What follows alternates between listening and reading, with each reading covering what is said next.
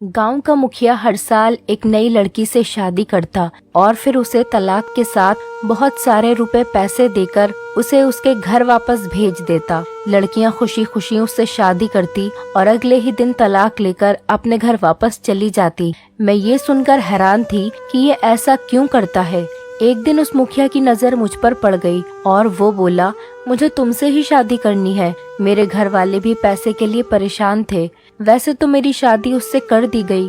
शादी की पहली रात मुझे हॉस्पिटल ले गया और बोला, मैंने अब तक बहुत सी लड़कियों से शादी की है ताकि मैं तुम्हें ढूंढ सकूं। वो लड़की तुम ही हो जो मेरी किस्मत बदल सकती है। इससे पहले कि मैं इस बात का मतलब समझ पाती, मेरी चीखें निकल गईं कि वो मेरे आज फिर गांव के मुखिया की शादी थी। मेरी दोस्त हिमांशी खास तौर पर मुझे ये सब सुनाने आई थी। आते ही कहने लगी, क्या तुम्हें पता है कि गांव का मुखिया फिर से शादी कर रहा है। मैं ये सुनकर हैरान हो गई कि अभी 6 महीने पहले ही तो उसने शादी की थी और अपनी बीवी को तलाक भी दे दी थी। मैंने हैरानी से कहा कि क्या वो लड़की गांव के मुखिया से दूसरी शादी के लिए मान गई। मेरी दोस्त हिमांशी पागलों की तरह हंसने लगी और बोली, पागल लड़की, लगता है तुम्हें अभी तक कुछ नहीं पता। गांव का मुखिया हर साल एक खास महीने में एक लड़की से शादी करता है और अगले ही दिन उस लड़की को तलाक दे देता है और सुना है वो लड़की को बहुत कुछ देकर उसके घर वापस भेज देता है, सोना चांदी जेवरात और बहुत सी मालो दौलत।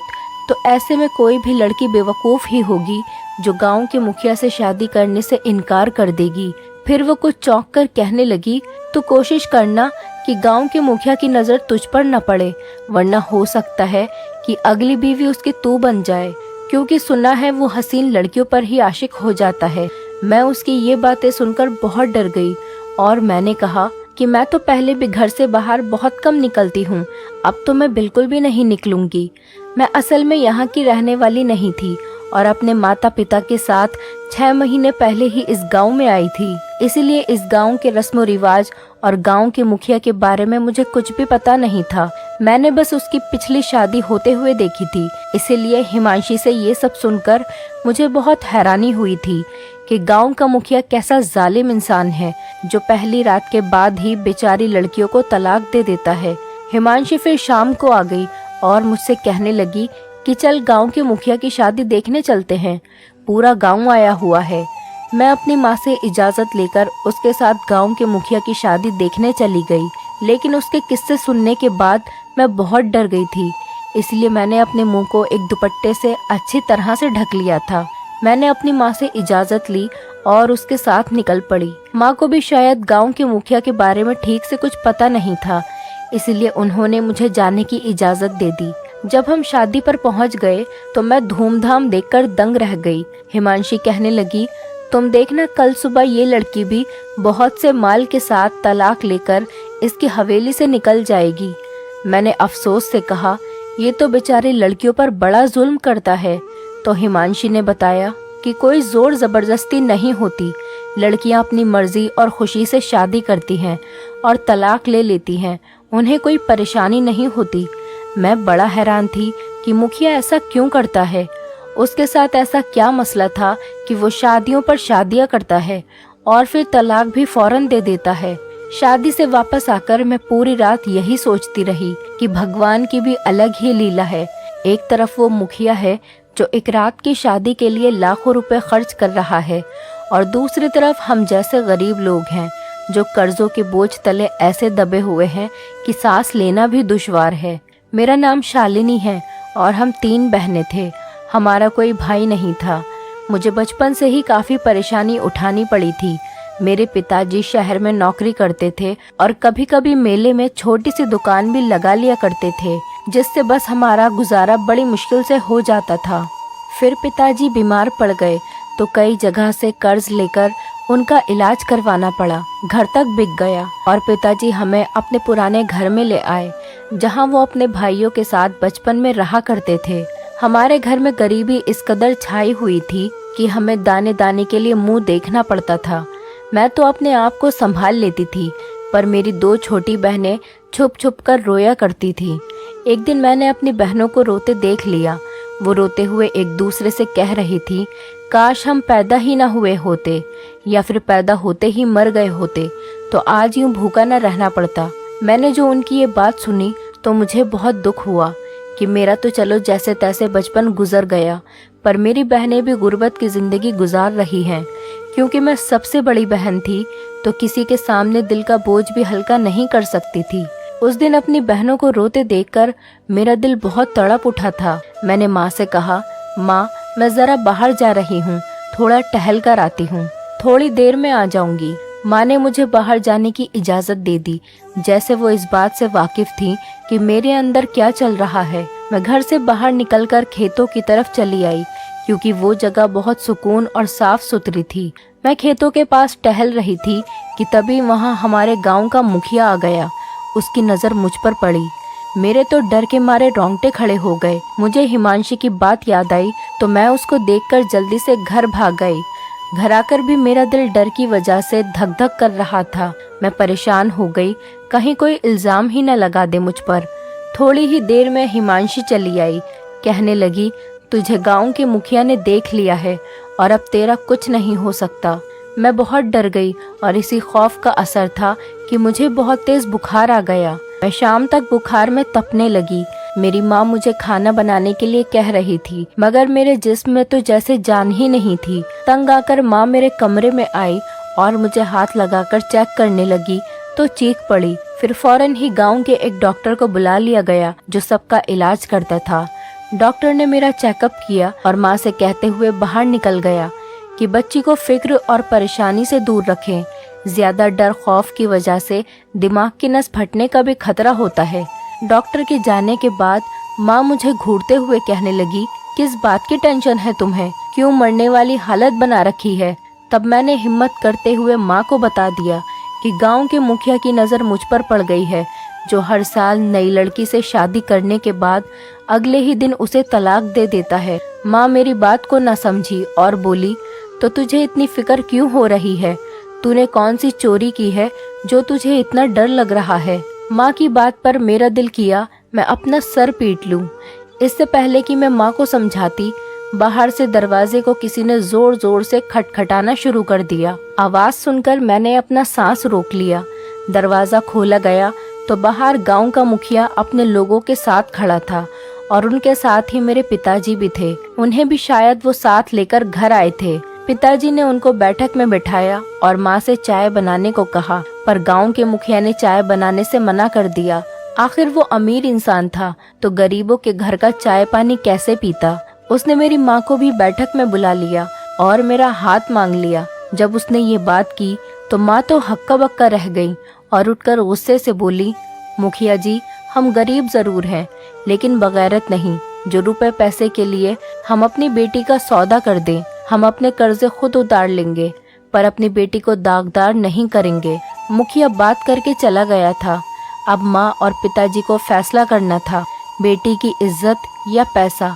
मैंने जब ये बात अपनी बहन की जुबानी सुनी तो आसमान जैसे मेरे ऊपर गिर पड़ा। आखिर वही हुआ जिसका मुझे डर था। माँ ने तो साफ साफ मुखिया को जवाब दे दिया था, क्योंकि माँ ने अपनी बहन को जो जुबान दे रखी थी और इसी साल के आखिर में मेरी शादी होनी तय हो गई थी। मगर पिताजी कह रहे थे कि एक बार मुझसे बात कर ली जाए, फिर जैसा मैं कहूँगी वैसा ही कर लेंगे। मुझे पिताजी की बात पर गुस्सा तो बहुत आया कि क्या पिताजी को पता नहीं कि मेरी मंगनी हो चुकी है, फिर भी ऐसी बातें कर रहे हैं जो मैं मरकर भी पूरा नहीं कर सकती। पिताजी की राय पर माँ ने भी हामी भर ली और पिताजी को मुझसे बात करने की इजाजत दे दी। पिताजी मेरे पास आए और कहना शुरू किया, देखो बेटी, हमारा कोई बेटा नहीं है जो हमारा सहारा बने, जो अपनी बहनों के ख्वाब पूरे करने में मेरी मदद करे। हमारे घर के हालात तुम्हारे सामने हैं। पिछले 10 सालों से हमारे ऊपर जो कर्जा है वही उतरने का नाम नहीं ले रहा है, और फिर तुम्हारी छोटी बहनें भी अपनी बहुत सी ख्वाहिशों को अपने दिल में दबा लेती हैं। अगर तुम मुखिया जी से शादी के लिए हाँ कर दो और अगले ही दिन तलाक ले लो तो हमारे सारे मसले हल हो जाएंगे। और रही बात तुम्हारे मंगेतर की, तो वो भी कोई डॉक्टर इंजीनियर नहीं है जिससे तुम शादी करके एक बहुत अच्छी जिंदगी गुजारो। कि अगर वो तुमसे सच्चा प्यार करता है तो तुम्हारी मजबूरी और परेशानी को समझेगा।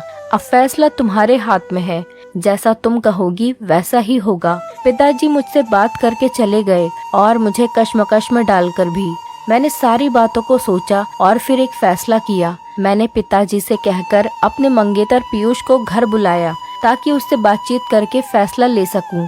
अगले दिन पीयूष हमारे घर पर आ गया। मैं उसे लेकर छत पर आ गई ताकि मैं आराम से और सुकून से उससे बात कर सकूं। मैंने पीयूष को पिताजी और गांव के मुखिया की कई बातें बताईं तो उसके चेहरे का रंग गुस्से से लाल हो गया। मैं उसके दिल के हाल को समझ रही थी, मगर मुझे एक चीज को समझना था, शादी के बाद मेरा और पीयूष का फ्यूचर या फिर मुझे मेरी बहनों का और मेरे माँ बाप का सहारा बनना था। उसने मेरी बात सुनकर इनकार कर दिया और उठकर जाने लगा तो मैंने कहा, मैं पिताजी के फैसले पर राजी हूँ। पीयूष गुस्से से मेरी तरफ पलटा और घूरती नजरों से मुझे देखकर बोला, तुम्हारा दिमाग खराब हो गया है क्या? उसको सदमा लगा था और सदमे की वजह से उसकी आवाज ठीक से निकल भी नहीं पा रही थी। मैं सब जानते बूझते भी उससे नजरें चुराने पर मजबूर थी। मैंने उससे कहा कि हाँ, दिमाग खराब हो गया है मेरा, क्योंकि मेरे माँ बाप का कोई बेटा नहीं है और मैं उनको कर्ज में डूबा हुआ नहीं देख सकती। और फिर एक ही दिन की तो बात है, हमारे सारे मसले हल हो जाएंगे और बगैर किसी फिक्र के हम दोनों एक हो जाएंगे। क्या तुम नहीं चाहते कि हमारी परेशानी खत्म हो जाए? या इतना ही प्यार था मुझसे जो मुझे समझ ही नहीं पा रहे हो? मेरी इमोशनल बातें सुनकर पीयूष का दिल नरम पड़ गया और वो शादी के लिए मान गया। पीयूष के जाने के बाद मैंने माँ से कहा, मैं शादी करने के लिए तैयार हूँ। ये मैंने किस तरह दिल पर पत्थर रखकर कहा था ये मैं ही जानती हूँ, पर मुझे इस जगह पर कमजोर नहीं पड़ना था, सो मैं नहीं पड़ी और पिताजी ने मुखिया जी को हाँ का जवाब भिजवा दिया। माँ ने जब ये बात सुनी वो अपना सर पीटने लगी और मुझे समझाने लगी, पर मैं फैसला कर चुकी थी, मुझे पीछे नहीं हटना था। माँ की तकलीफ का भी मुझे अंदाजा था, पर पिताजी का भी कोई कसूर नहीं था कि वो इस उम्र में भी कर्ज की टेंशन लेते। वो वक्त से पहले ही बूढ़े होते जा रहे थे। जब मैं अपने फैसले पर पक्के पर रही तो माँ ने भी चुप्पी साध ली और यूं एक हफ्ते के अंदर ही मेरी शादी की तैयारियां हो गईं और मैं लाल जोड़े में विदा होकर मुखिया के बंगले में आ गई। सारे दिन की थकी हारी मैं जब मुलायम गद्दों पर बैठी तो बैठने के साथ ही मुझे नींद की देवी ने अपने आगोश में भर लिया और मैं बैठे बैठे कब सो गई पता ही नहीं चला। आँख तो मेरी तब खुली जब मैंने अपनी कलाई पर कुछ महसूस किया। खौफ की वजह से मेरे हलक में कांटे आ गए थे। मैंने बहुत हिम्मत इकट्ठा करके उसको अपने ऊपर से हटाने के लिए आंखें खोली तो देखा मेरा पति मेरी कलाई पर उंगली फेर रहा है। फिर अचानक पता नहीं मेरे पति को क्या हुआ, उसने मेरी कलाई छोड़ी और दूर जाकर खड़ा हो गया। फिर बोला, हमें अभी हॉस्पिटल चलना है, जल्दी उठो और अपने कपड़े बदल लो। मुझे उसकी बातें सुनकर उसके दिमागी हालत पर शक हुआ। मैं जाने से मना करना चाहती थी, पर पहली ही रात कुछ ऐसा नहीं करना चाहती थी जो वो मुझे तलाक न देता। मैं कपड़े बदलकर उसके साथ गाड़ी में बैठ गई। फिर हम हॉस्पिटल पहुँचे तो वहाँ जाकर जो मैंने देखा उसे देखकर मैं अपने होशो हवास खो बैठी। मेरा पति डॉक्टर से बात करने के बाद कहने लगा, वो लड़की तुम ही थी जिसकी तलाश में मैंने आज तक कितनी शादियां की हैं। बस तुम्हें तलाक नहीं दूंगा, अब से तुम ही मेरी पत्नी बनकर रहोगी। मैं उसकी बात सुनकर बेहोश हो गई। वो मुझे गाड़ी में डालकर घर ले आया। घर आकर जब मुझे होश आया तो उसकी बातें याद करके मेरी रूह कांप गई। मैंने इधर उधर देखा मगर वो कहीं भी नहीं था।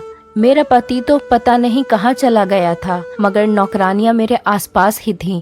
उन्होंने बताया कि आपके घर वाले आए थे, मगर मालिक ने उनको ये कहकर वापस भेज दिया कि अपनी बेटी से मिलने आप लोग जब मर्जी हो तब आओ, मुझे कोई एतराज नहीं, मगर मैं उसे तलाक नहीं दे रहा। और मालिक ने आपके घर वालों को पैसों का भरा बैग और रहने के लिए घर भी दिया है। नौकरानी की बात सुनकर मेरा दिल किया मैं चीख चीख के रो दूं कि मेरे घर वालों ने मेरे साथ क्या किया। मैं अपनी ही नजरों में गिर गई थी। अब मैं उस मुखिया से किस मुंह से बहस करती जब मेरे ही घर वाले मुझे छोड़कर जा चुके थे। मुझे सबसे ज्यादा दुख पीयूष के बारे में सोच सोच कर हो रहा था कि जब उसे पता चलेगा मेरी तलाक नहीं हुई तो वो मुझे बेवफा समझेगा और सोचेगा मैंने पैसों की चमक धमक देखकर तलाक लेने से इनकार कर दिया। ये सारी बातें सोच सोच कर मेरा दिमाग खराब हो रहा था। मुझे समझ नहीं आ रहा था आखिर मैं अपनी मर्जी से अपने गले में फंसी हुई फांस कैसे निकालूं। इससे पहले मैं रोना शुरू कर देती, मेरा पति कमरे में आया और मुझसे मेरा हालचाल पूछने लगा। मैंने उस झूठे इंसान को देखा तो मेरा खून खौल गया, जिसने एक रात की बात करके शादी की थी और अब अपनी बात से मुकर रहा था।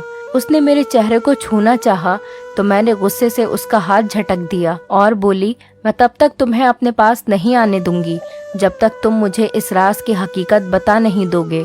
तुम क्यों हर साल नई लड़की से शादी करके उसे तलाक दे देते थे और अब मुझे तलाक क्यों नहीं दी? मेरे पति ने मेरी बात सुनी तो कहने लगा, मैंने शादी की है तुमसे, तुम पत्नी हो मेरा तुम पर पूरा हक है।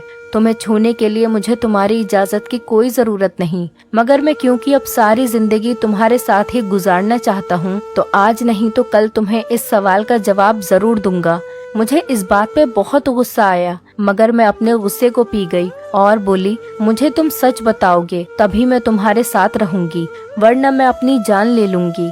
ये बात सुनकर उसके चेहरे का रंग बदल गया, पर उसने जल्दी ही अपने गुस्से पर काबू पा लिया और कहने लगा कि राज तो मैं तुम्हें बता ही दूंगा, मगर याद रखना, मुझसे अगर तुमने बेवफाई की या अपनी जान लेने की कोशिश भी की तो मैं तुम्हारे पूरे खानदान को नहीं छोड़ूंगा। उसकी बात सुनकर मेरा दिल जैसे किसी ने मुट्ठी में बंद कर लिया हो। मैं ये बात तो भूल ही गई थी कि मैंने अपने घर वालों की खातिर ही उससे शादी की है और किसी आम इंसान से नहीं, बल्कि गांव के मुखिया से, जिसे कोई कानून या पुलिस कुछ भी नहीं कह सकती थी। मेरा दिल किया मैं अपनी किस्मत पर फूट फूट कर रोने लगूं, मगर मैं उसके सामने रोकर खुद को कमजोर साबित नहीं करना चाहती थी। मुझे बस चुप रहकर उसकी जासूसी करनी थी ताकि उसे रंगे हाथों पकड़ सकूं। मुझे चुप देखकर मेरे पति ने भी दोबारा मुझसे इस टॉपिक पर कोई बात नहीं की और उसकी यही बात मुझे परेशान कर रही थी कि कोई इंसान किसी को धोखा देकर इतना संतुष्ट कैसे रह सकता है। शादी को एक हफ्ता गुजर गया और इस एक हफ्ते में मैंने बहुत कोशिश की कि किसी तरह वो मुझे तलाक दे दे, मगर मुझे कामयाबी हासिल नहीं हुई। आखिर उसे मेरी तलाश थी ही क्यों? मैं तो उसे जानती भी नहीं थी। मेरी मुश्किल का हल यही निकला कि मैं उसके ऊपर नजर रखूं। मेरा पति जब भी किसी से फोन पर बात करने लगता, उठकर कमरे से बाहर चला जाता। उसकी यह हरकत मुझे नागवार गुजरती थी, मगर उसे तो जैसे मेरी कोई परवाह ही नहीं थी। उससे पूछने पर भी वो मुझे सच नहीं बताता, तो बेहतर यही था मैं उसकी किसी भी तरह बातें सुनूं। ऐसे ही करते हुए 15 दिन गुजर गए। कोई भी सुराग मेरे हाथ न लगा था। अब तो मुझे लगने लगा था जैसे मैं कभी भी हकीकत नहीं जान पाऊंगी, पर मुझे हिम्मत नहीं छोड़नी थी। मैं दिल ही दिल में प्रार्थना करती कि किसी भी तरह मुझे इसका राज पता चल जाए, ताकि मैं मुखिया को गलत साबित करके अपनी जान छुड़ा सकूं। आखिर वो दिन भी आ ही गया। एक दिन रात के 12 बज रहे थे कि तभी मेरे पति के फोन पर किसी की कॉल आई। पहले तो वो उठकर कमरे से बाहर जाने लगा, फिर मुझे सोता हुआ देखकर वहीं पर बैठकर बातें करने लगा। दूसरी तरफ तो न जाने कोई क्या कह रहा था, पर अपने पति की बातें सुनकर कुछ खास मेरे पल्ले नहीं पड़ रहा था। उस वक्त मेरी नींद उड़ गई जब मेरे पति ने कहा, यार किसी भी तरह इस बला से मेरा पीछा छुड़वाओ, वरना काम तमाम कर दो। इसके रोज रोज की बकबक से मैं तंग आ गया हूँ। मैंने जब इतना सुना तो मेरा दिमाग तेजी से काम करने लगा। मैं जान चुकी थी कि ये कोई लड़की का मामला है। अब तो मसला और भी संगीन हो चुका था। उसकी बातें सुनकर मैंने इरादा कर लिया कि किसी भी तरह मुझे इस बेचारी लड़की को इसके चंगुल से आजाद करवाना ही होगा, वरना ये जालिम इंसान उसकी जान ले लेगा। अगले दिन जब मेरा पति घर से बाहर निकला तो मैं भी उसके पीछे पीछे घर से बाहर निकल गई। घर के नौकर नौकरानियों को मैंने पहले ही अपने साथ मिला लिया था। अब बेफिक्र होकर मैं सब काम कर सकती थी। उसका पीछा करने के लिए मुझे मेरे दिल ने मना भी किया, पर मैं दिल को मजबूत करने लगी और अपने इरादे से नहीं हटी और उसको एक घर में जाता हुआ देखकर मैं वहीं से वापस लौट आई। अब मेरे दिमाग में अलग अलग ख्याल आ रहे थे। मैं उन्हीं ख्यालों में बैठी थी। मेरा पति घर आया। वो फिर किसी से फोन पर बात कर रहा था। मैं उठकर सुनने गई तो वो किसी से कह रहा था, कल फिर उसी जगह आ जाना, तुम्हारा काम हो जाएगा। मैं दिल ही दिल में खुश होने लगी कि चलो इस आंख मिचोली के खेल से जान छूटने वाली है कि उससे पहले ही मेरा पति मुझे देखता। मैं जल्दी से कमरे में आ गई। मुझे बहुत बेसब्री से कल के दिन का इंतजार था। मैं मन ही मन खुश हो रही थी कि आने वाला कल मेरी जिंदगी को पूरी तरह से बदल देगा। कल का दिन आया तो अपने पति के जाने के बाद मैं भी उसके पीछे ही घर से निकल गई। आज मेरा पति रास्ते में कुछ लोगों से भी मिला था। अब मुझे टेंशन होने लगी कि कहीं उन लोगों में से ही कोई न हो जिसकी वजह से मुझे आज़ादी मिलेगी। मुझे ऐसा लग रहा था जैसे मेरे पति को शक हो गया है कि मैं उसका पीछा कर रही हूँ, तभी वो जानबूझकर ऐसे कर रहा है ताकि मैं समझ न सकूं और तंग आकर अपनी हरकत छोड़ दूं। अपनी इस सोच पर मैंने खुद ही खुद को ये सोच कर समझाया कि अगर वो जान लेता तो मुझे घर से बाहर निकलने से मना करने के लिए किसी से डरने या किसी की इजाजत लेने की जरूरत नहीं थी। मैं इन्हीं सोचों में गुम थी जब मेरा पति फिर से उसी घर में चला गया और जाकर एक कमरे में बैठ गया। उस कमरे के साथ ही एक और कमरा भी था। मैं जल्दी से उस कमरे में घुस गई और कमरे की खिड़की से दूसरे कमरे में देखने लगी। तब वही लोग आए और मेरा मंगेतर पीयूष भी। इन सबको यहाँ देखकर मुझे किसी अनहोनी का एहसास हुआ और मैं डरते डरते चोरी चुपके वहाँ से निकलकर घर आ गई। मैं जितना इस मसले को आसान समझ रही थी, ये उतना ही मुश्किल था और ये दिन ब दिन उलझता ही जा रहा था।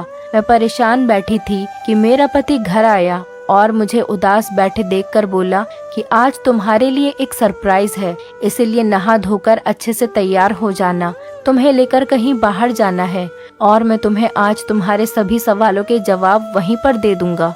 इतना कहकर वो वहाँ से चला गया और मैं जल्दी से नहाने चली गई ताकि उसके आने से पहले मैं तैयार हो सकूं। नहा धोकर मैं अच्छे से तैयार हो चुकी थी और घर के ग्राउंड में उसका इंतजार करते हुए टहल रही थी। तभी मुझे गाड़ी का हॉर्न सुनाई दिया। मेरा पति आ चुका था और मेरे बारे में पूछकर मुझे पुकारता हुआ ग्राउंड की तरफ ही आ रहा था। उसने मुझसे चलने के लिए कहा और मैं चुपचाप जाकर गाड़ी में बैठ गई। मेरा खामोश होना मेरा पति भी नोट कर रहा था। उसने भी कोई बात नहीं की और गाड़ी स्टार्ट कर दी। हमारी गाड़ी गांव की ऊंची नीची छोटी छोटी गलियों में चलती जा रही थी और मैं अपनी जिंदगी के बारे में सोचती हुई उदास हो रही थी। गांव में खेत तैयार होकर हरे हो गए थे और ट्यूबवेल देखकर मेरी आंखों से आंसू बह निकले। ये वो जगह थी जहां खेलकूद कर मैं बड़ी हुई थी। तभी वो खेत मेरी नजरों के सामने से गुजरा तो जैसे किसी ने मेरी आंखों में मिर्ची भर दी थी। मुझे उस खेत से नफरत सी महसूस हुई। यही वो जगह थी जहां मेरे पति की नजर मुझ पर पड़ी थी। काश मैं उस दिन घर से बाहर न निकली होती, मगर अब वो काश वापस नहीं लौट सकता था। उन्हीं सोचों में गुम पता ही नहीं चला कि कब सफर खत्म हुआ और हम अपनी मंजिल पर पहुंच गए। होश मुझे तब आया जब गाड़ी रुकी और मेरे पति गाड़ी से बाहर निकलकर मेरी साइड वाला दरवाजा खोले खड़े थे। उसको अपनी तरफ देखता देख मैं गाड़ी से नीचे उतर आई और हम दोनों एक दरबार की तरफ जाने लगे। दरबार की बाईं साइड पर बने कच्चे मगर साफ सुथरे घर में मुझे लिए मेरा पति दाखिल हुआ और एक कमरे में जाकर बैठ गया। अभी थोड़ी देर ही गुजरी थी कि वहाँ पर एक बाबा जी आए और बोले, हाँ भाई, तुम्हारी तलाश खत्म हुई कि नहीं? तो इस पर मेरा पति कहने लगा, हाँ हो गई है बाबा जी, और ये मेरी पत्नी है। इन दोनों की बातें सुनकर मुझे कुछ समझ नहीं आई कि ये दोनों किस तरह की बातें कर रहे हैं। बाबा जी के बैठने के बाद मेरा पति बोला, बाबा जी, मैं आपसे इजाजत लेने के लिए आया हूँ ताकि मैं अपनी पत्नी को सच बता सकूं और नई जिंदगी की शुरुआत कर सकूं। अगर आपकी इजाजत हो तो मैं शुरू करूं? बाबा जी ने कहा, इजाजत है, जाओ और अपनी जिंदगी जियो। उनकी ये घुमाने वाली बातें सुनकर मेरे माथे पर सिलवटें पड़ने लगी। ये सब मुझे ढोंग लग रहा था। फिर मेरा पति उठकर खड़ा हुआ और हम वहाँ से इजाजत लेकर वापस अपने घर आ गए। मेरे पति ने सारे नौकरों को छुट्टी दी और सारे दरवाजे खिड़कियां बंद करने लगा। उसे ऐसा करता देखकर मैं डर गई। डरने की वजह से मेरा रंग पीला पड़ गया था, जिसे देखकर मेरा पति बोला, डरो नहीं, ये बस एहतियात थी ताकि कोई भी इस राज को जान न सके। उसकी बातें सुनकर मेरी सांस में सांस आई। फिर मेरा पति मुझे लेकर बेड पर बैठा और बोला, ये आज से 10 साल पहले की बात है, जब मैं 20 साल का था। हम खानदानी रईस थे, मगर हमारे किसी रिश्तेदार ने हम पर ऐसा खतरनाक जादू करा दिया कि हमारी दौलत भी खत्म होने लगी और मेरी सेहत भी खत्म हो गई। एक दिन मैं शिकार खेलने गया हुआ था कि मुझे कोई शिकार न मिला और मैं गुस्से से सारे निशाने खराब करने लगा। मैं अपने उस काम में इतना ज्यादा बिजी था कि मुझे आसपास का कुछ पता ही नहीं था। फिर ये बाबा जी कोई जड़ी बूटी लेने जंगल में आए हुए थे। मुझे ऐसा करते देखकर मेरे पास आ गए और बोले, तुम पर जादू है और इतना खतरनाक है कि जिस लड़की से भी शादी करोगे वो तुम्हारे जिस्म की ताकत खत्म कर देगी और तुम्हारी दौलत सारी बर्बाद हो जाएगी। मगर एक तरीका है जिससे ये जादू खत्म हो जाएगा। अगर तुम उनको एक दफा देखे बगैर अपनी शादी का हक लिए बिना ही उसे तलाक दे दो, मगर एक बात का ख्याल रखना कि वो लड़की जरूरतमंद हो। मैंने कहा मैं बहुत परेशान हूँ और कहा कि ऐसे तो मैं कभी असली वाली शादी कर ही नहीं सकूंगा। पर वो बाबा जी जा चुके थे। फिर जब मैंने पहली शादी की तो देखभाल करके की। एक जरूरतमंद लड़की देखी तो अपनी पत्नी को छुए बगैर मालो दौलत देकर उसे तलाक दे दी। इससे मेरी दौलत में बहुत ज्यादा बढ़ोतरी हो गई और जादू का जोर भी कुछ कम हो गया। फिर और इसी तरह दूसरी शादी की तो मैं इलेक्शन जीत गया, फिर तीसरी, फिर इस तरह करके मैंने 12 शादियां की और धीरे धीरे मुझ पर किया गया जादू खत्म हो गया। फिर मैंने सोचा अगर ऐसे ही शादी करके मैं तलाक देता रहूंगा तो मैं अपना वारिस कैसे बनाऊंगा और इतनी जायदाद किसके लिए इकट्ठा कर रहा हूँ। फिर मैं उसी जगह पर गया और उन बाबा जी को तलाश करना चाहा, पर वो वहाँ पर नहीं मिले। मैं शादी करके और तलाक दे देकर तंग आ चुका था। अब मैं भी सुकून की जिंदगी चाहता था। मैंने दर दर की खाक छानी बाबा जी को तलाश करने के लिए, ताकि मैं उनसे पूछ सकूं कि कब तक मैं तलाक देता रहूंगा और शादियां करता रहूंगा। कई महीने गुजरने के बाद जब मुझे बाबा जी के ठिकाने के बारे में पता चला, मैं आनन फानन वहां पहुंच गया। वहां पहुंचा तो जैसे बेजान सा होकर जमीन पर गिर गया। एक दिन आराम करने के बाद अगले दिन बाबा जी ने मुझे अपने पास बुलाया। मैंने बाबा जी से कहा कि बाबा अब मैं थकने लगा हूँ, मैं कब तक लोगों की बातें सुनता रहूंगा। मुझे बता दे मुझे और कितनी शादियाँ करनी पड़ेंगी और ताकि मैं एक ही दफा सब करके चैन की जिंदगी गुजार सकूं। बाबा जी मेरी बात सुनकर मुस्कुराए और बोले, बेटा तब तक तुम शादियां करते रहोगे, तलाक देते रहोगे, जब तक तुम्हें ऐसी लड़की नहीं मिल जाए जो तुम्हारे खानदान का वारिस पैदा करने वाली होगी। बाबा जी की बातें सुनकर मैं चला गया और बोला उसकी कोई खास निशानी बता दे ताकि मैं अपनी तलाश जारी रख सकूं। फिर बाबा जी ने कहा उसे देखकर जो सबसे पहले तुम्हारे दिल में ख्याल आएगा वो ये होगा कि इसके बाद मैं किसी और लड़की से शादी नहीं करूँगा। यही थी जिसकी मुझे तलाश थी और जब मैंने तुम्हें देखा तो मेरे दिल ने यही कहा कि तुम ही वो लड़की हो जो मेरी पत्नी बनोगी। यूं मैंने तुम्हारे घर रिश्ता भिजवाया और हमारी शादी हो गई। अपने पति की सारी बातें सुनकर भी कुछ था जो मुझे खटक रहा था, क्योंकि जब शादी की रात मेरा पति मुझे देखने के बाद हॉस्पिटल ले गया था तो वहां जाकर उसने कहा था जिसकी मुझे अब तक तलाश थी।